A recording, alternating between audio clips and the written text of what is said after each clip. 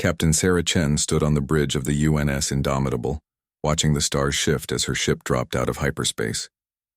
The Kepler 442 system spread before them like scattered diamonds against black velvet. Her knuckles were white as she gripped the command rail, not from fear, but from the weight of what lay ahead. The Indomitable was humanity's newest battleship, though by galactic standards, it might as well have been built from scrap metal and good intentions. Where other species used energy shields and plasma cannons, humans still relied on thick armor plating and kinetic weapons. The ship looked like what it was, a floating fortress built by a species that had learned warfare in the mud and blood of countless planetary conflicts. "Captain, we're receiving a transmission from the Zephyrian command ship," reported Lieutenant Torres from the communications station. Her voice carried the same tension that filled the bridge like static electricity. "Put them through," Chen replied, straightening her uniform. The holographic display flickered to life, revealing the imposing figure of Admiral Kethvar, his blue-scaled face marked with the ceremonial scars of a career Zephyrian officer. Admiral Kethvar's golden eyes swept dismissively over Chen's bridge. "Captain Chen, I trust your vessel made the journey without mechanical failure?" His tone dripped with the polite condescension that had become familiar to every human officer in the Galactic Confederation. The Indomitable performed flawlessly. "Admiral?" Chen responded, keeping her voice level. She had learned that showing irritation only encouraged more of the same treatment. "Excellent. Your orders are simple. Maintain position at the edge of the combat zone and observe. This will be an educational opportunity for your species to witness proper military tactics." Kethavar gestured toward the viewscreen, where nearly 200 Zephyrian warships hung in perfect formation, their hulls gleaming with the iridescent energy fields that served as their primary defense. Each Zephyrian ship was a work of art, sleek and elegant with flowing lines that seemed to bend space around them. Their weapons were marvels of engineering, plasma cannons that could melt through most known materials and energy projectors that could overload enemy systems from vast distances. The sight of them in formation was enough to make most hostile forces surrender without firing a shot. "Understood, Admiral. We'll stay out of your way," Chen said, though something in her gut twisted at the dismissal. Humanity had been part of the Confederation for barely a century, but they had earned their place through blood and determination. Being treated like children still stung. The transmission ended and Chen turned to her tactical officer. "Commander Rodriguez, what's our reading on the rebel forces?" Rodriguez frowned at his displays, fingers dancing over holographic controls. "Approximately 50 ships, Captain. Mix of converted civilian vessels and captured military hardware. They're holed up in the asteroid belt around the fourth planet." "Standard rebel tactics," muttered Chen's executive officer, Commander Park. "Use the asteroids for cover, hit and run attacks. Try to make the cost of victory too high." But Chen was studying the tactical display with the eye of someone who had learned warfare the hard way. The human military doctrine was built on centuries of conflict where resources were scarce, and every advantage had to be earned through cleverness rather than superior technology. "Rodriguez, how long have these rebels been operating in this system?" "Intelligence reports suggest nearly 3 years, Captain. 3 years. Chen's mind raced. 3 years to study Confederation tactics, to watch how the Zephyrians fought, to learn the weaknesses in their perfect formations. Have they faced Zephyrian forces before? Several times. Always managed to escape before taking significant casualties. A cold realization settled in Chen's stomach. These weren't desperate freedom fighters stumbling around in stolen ships. They were organized, experienced, and they had been preparing for this moment.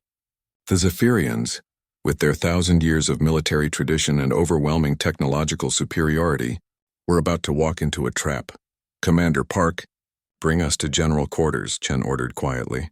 "All departments prepare for combat operations." Park raised an eyebrow.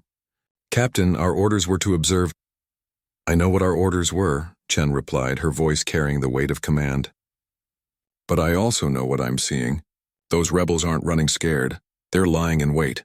And when the shooting starts, those pretty Zephyrian ships are going to need all the help they can get."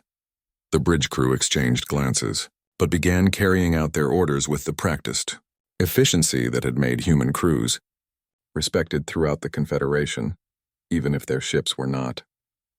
Warning lights bathed the corridor in red as the Indomitable shifted from cruise configuration to battle readiness. On the main display, The Zephyrian fleet began its advance toward the asteroid belt in textbook formation. Their movements were precise, elegant, and utterly predictable. Admiral Kethvar had probably executed this exact same tactical approach dozens of times throughout his career, and it had always worked flawlessly. Chen watched the tactical display and felt history holding its breath. In a few hours, everything would change. The galaxy would learn that sometimes the most dangerous enemy wasn't the one with the best technology or the longest tradition of warfare. Sometimes it was the one who had learned to survive against impossible odds. Admiral Kethvar stood proudly on the command deck of his flagship, the Eternal Glory, watching his fleet execute the Crimson Advance formation with mechanical precision. 200 ships moved as one entity, their energy shields creating a shimmering wall of blue light that stretched across space like a divine barrier. "Fleet status report," he commanded, his voice carrying the authority of 6 decades in the Zephyrian military. "All ships report optimal shield harmonics and full weapon charge." "Admiral," replied his tactical officer, a young Zephyrian whose scales still carried the bright blue of inexperience. "Plasma cannon arrays are synchronized and ready to fire on your command." Kethvar nodded with satisfaction. This battle would be over quickly, decisively, and with minimal casualties to his forces.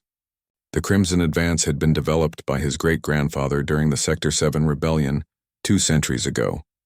It had never failed to break enemy resistance through overwhelming displays of technological superiority. "Detection. Grid shows rebel vessels scattered throughout the asteroid field," reported the sensor operator. "Approximately 50 contacts, mostly civilian vessels with crude weapon modifications."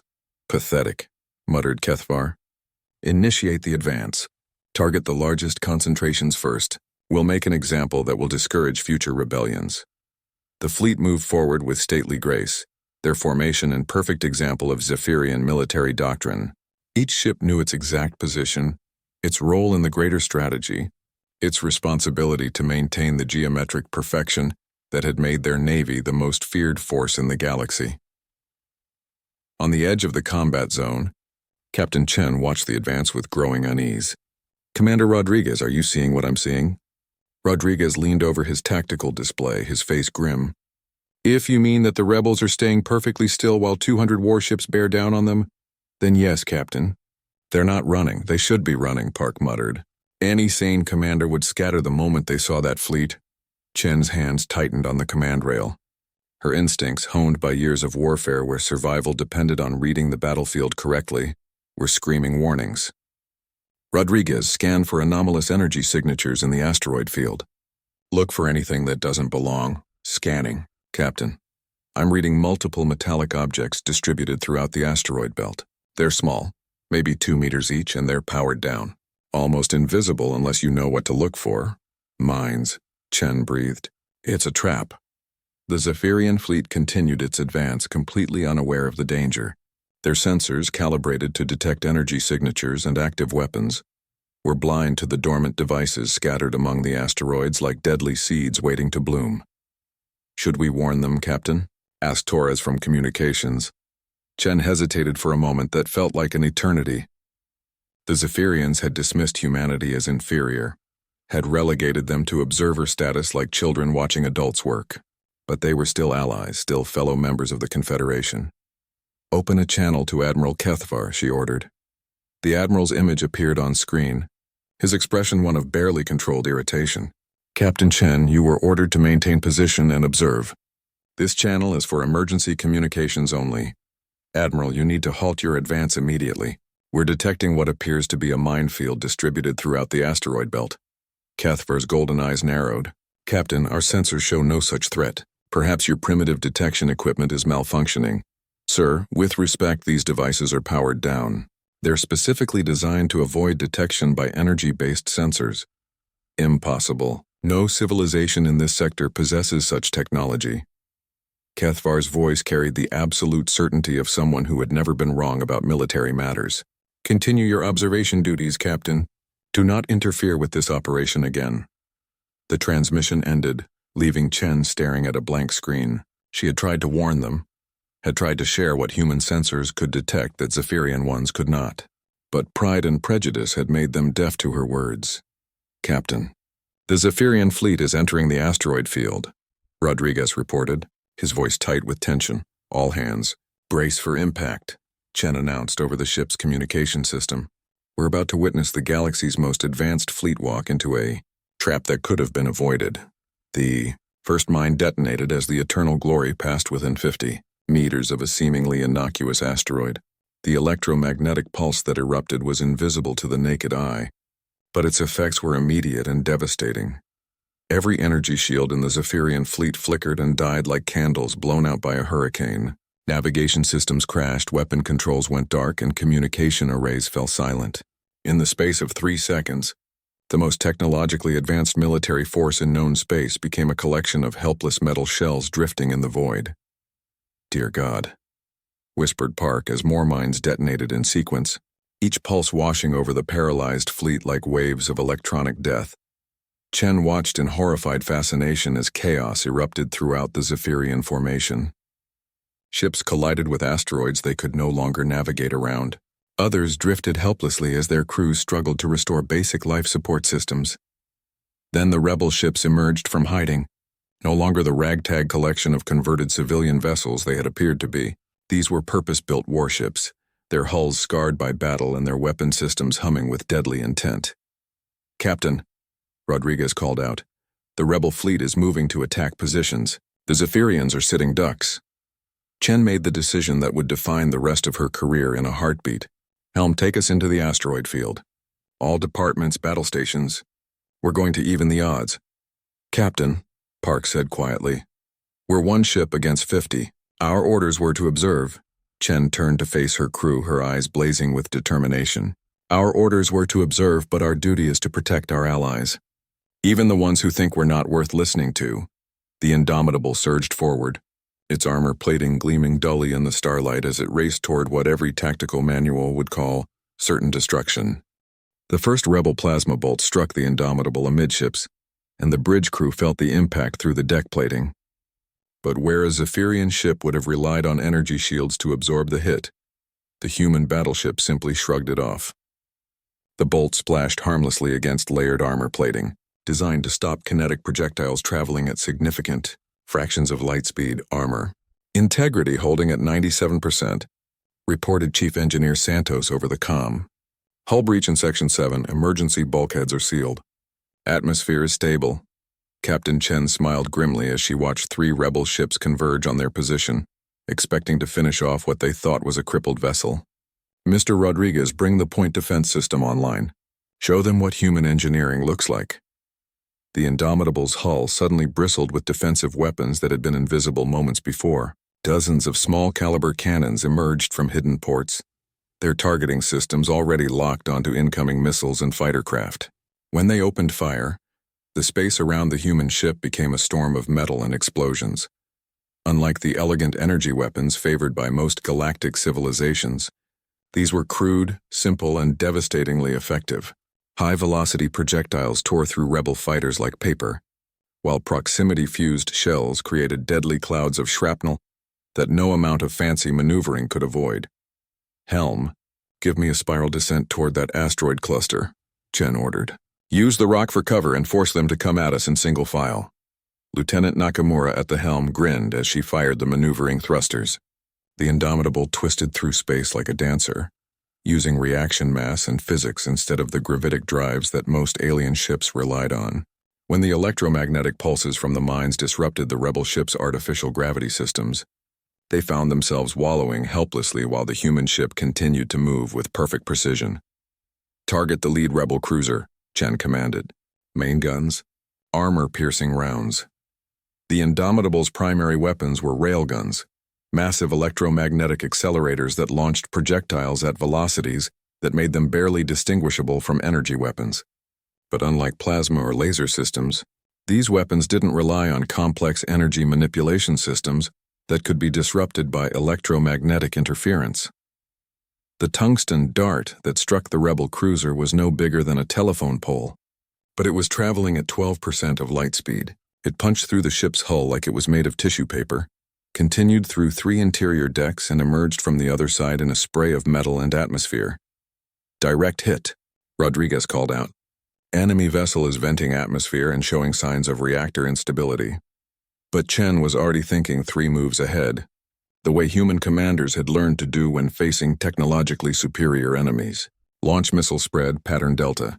I want nuclear warheads with proximity fuses. The weapons officer's eyes widened. Captain, nuclear weapons in this Titan asteroid field. We'll create a debris cloud that disrupts their sensors and forces them to maneuver blind, Chen finished. They're used to fighting clean battles in open space. We're going to make this ugly.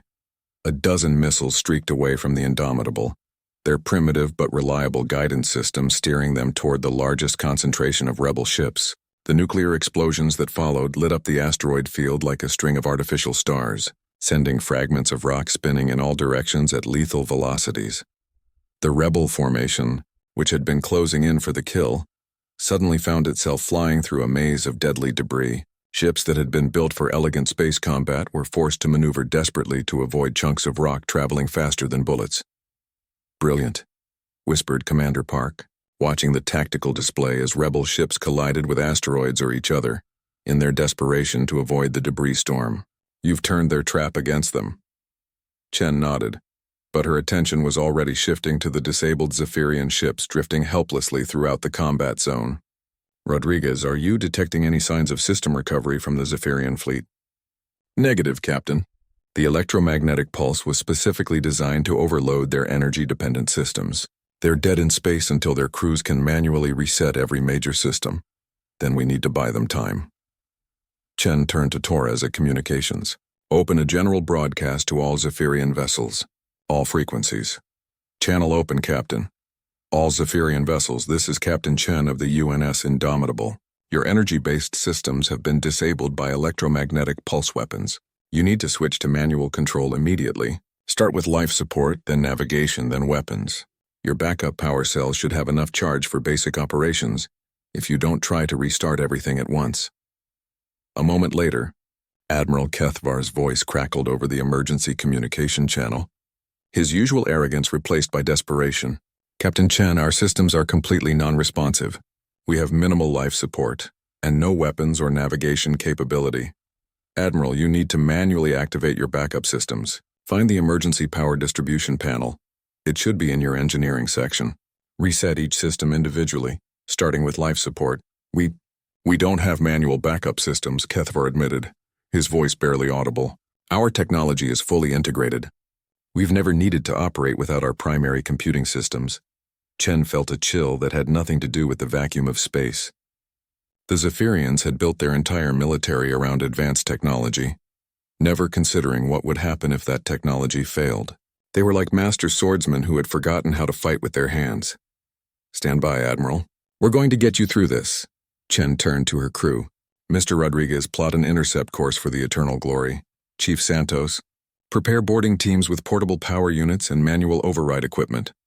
"Captain," Park said quietly, "we're still outnumbered 30-1 by the rebel fleet.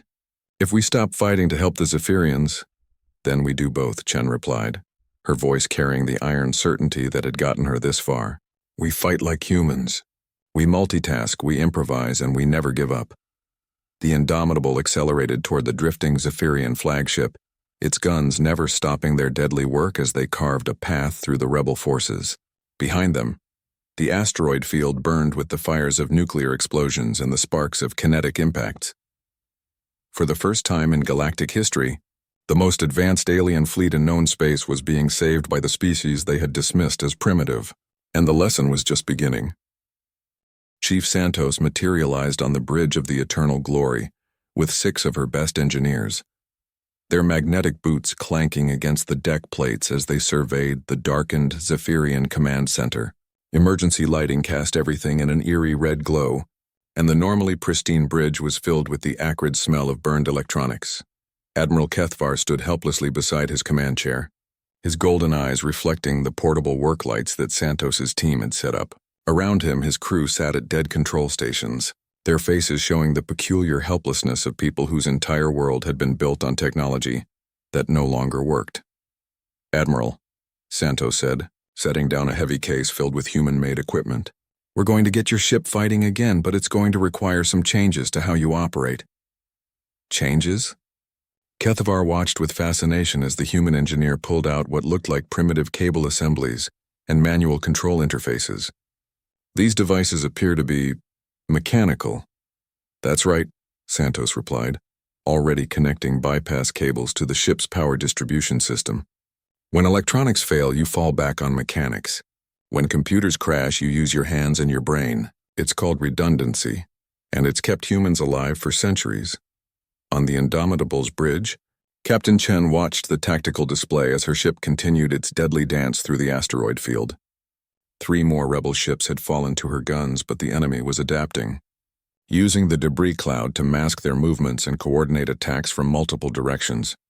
"Captain, we're receiving reports from the boarding teams," Commander Park announced. "Chief Santos has restored partial power to 5 Zephyrian ships. They're bringing weapons and navigation systems back online manually. Outstanding. What's their combat capability? Limited but functional. They can fire weapons and maneuver, but they have to do everything manually. Their crews are learning to operate without computer assistance." Chen smiled as she watched 5 Zephyrian ships begin moving under their own power, their movements crude and hesitant compared to their former elegance, but unmistakably purposeful.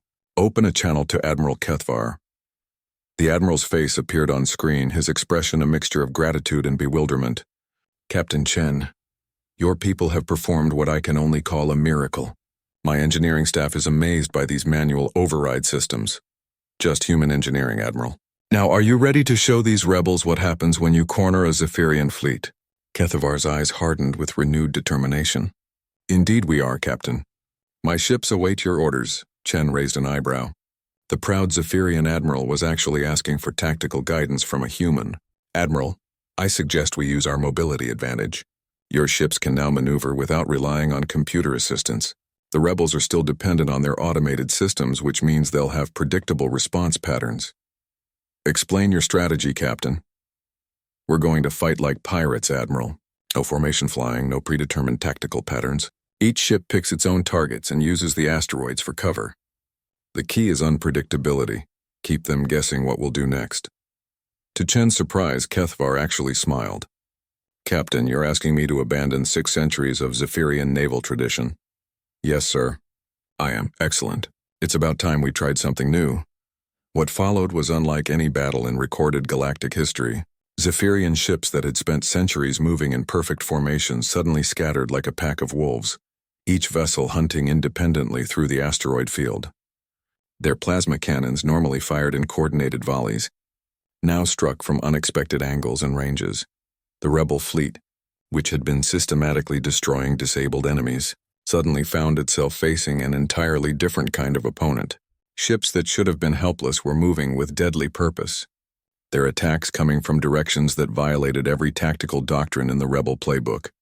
Chief Santos's voice crackled over the communications system as she reported from the Eternal Glory. "Captain, the Zephyrians are adapting faster than I expected. They're actually starting to enjoy manual control. Admiral Kethavar is flying his flagship like a fighter pilot." Chen could see it on the tactical display. The massive Zephyrian dreadnought was threading between asteroids at speeds that should have been impossible for a ship its size, its guns firing with the precision that came from direct manual control rather than computer-calculated solutions.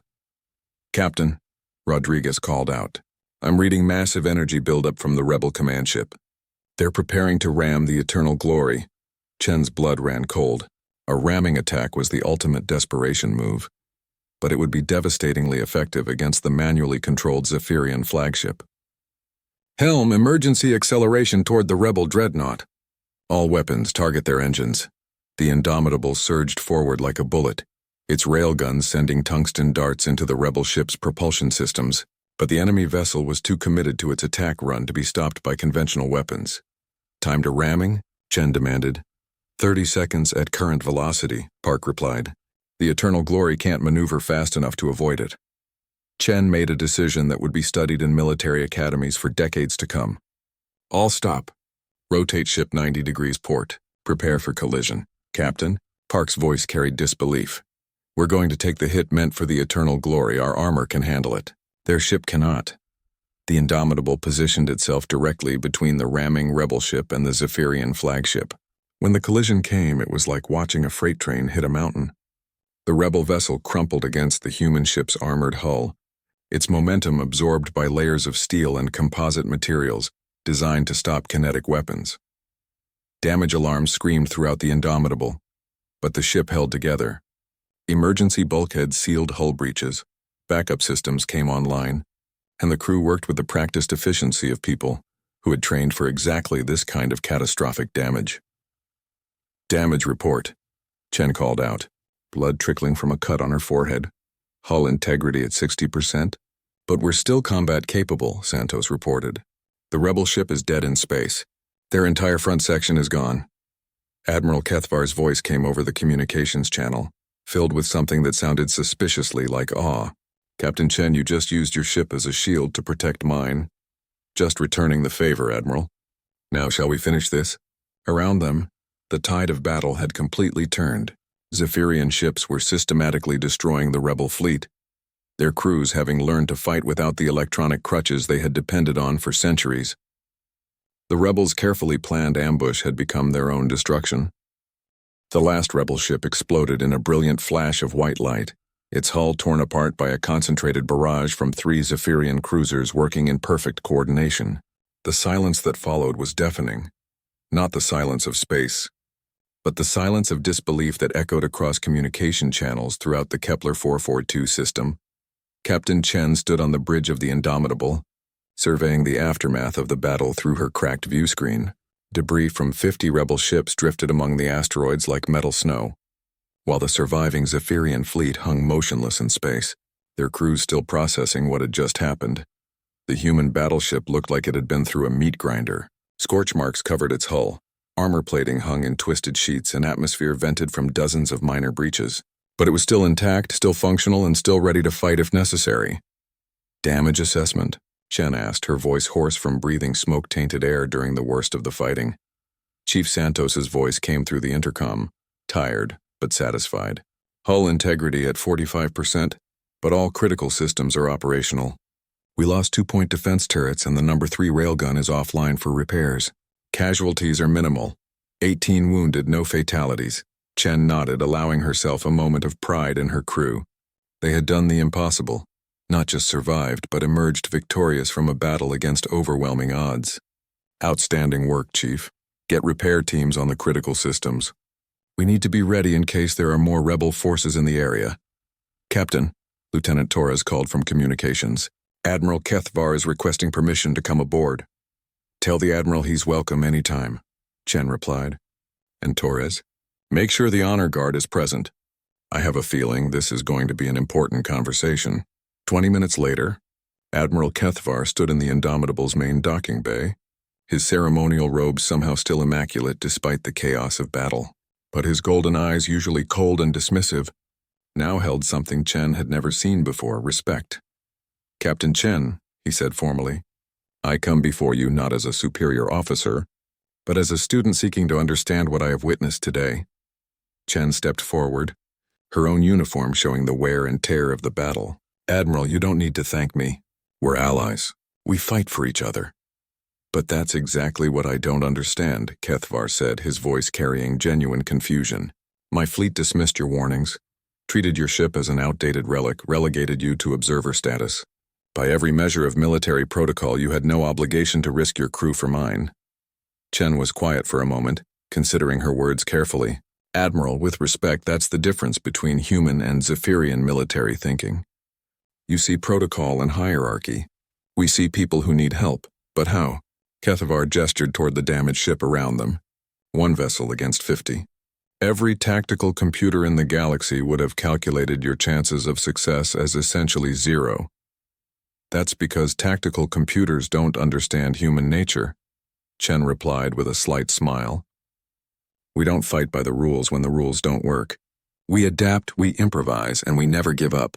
Most importantly, we don't fight their war. We make them fight ours."